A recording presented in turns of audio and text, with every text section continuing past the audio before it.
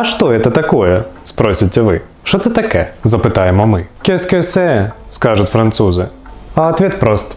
Сегодня кускус. И еще немного фасольки. Кис-кис, кусь-кусь, кускус. Запомните эти два слова. Отныне они должны быть на вашей полке всегда. Сегодня быстрый обед и короткое видео, такое же, как моя футболка. Поехали. Подберем небольшую тарелку и в нее отмеряем 100 грамм кускуса.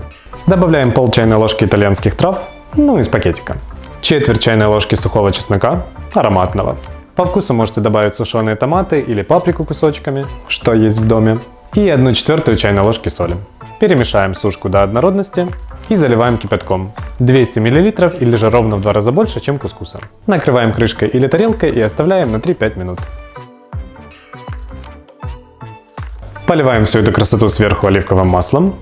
Ну и, конечно, к такому гарниру отлично подойдет фасоль, которая в томате, мясо, либо салатик. Да, это по сути каша, и мы использовали оливковое масло вместо сливочного, просто потому что сегодня очередь кушать Ярослава Ивановича. А он теперь еще и веган.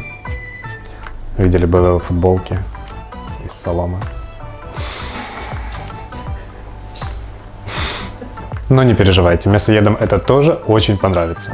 И, кстати, оливковое масло прекрасно заменяет собой сливочное. Попробуйте. Как видите, рецепты у нас для всех найдутся.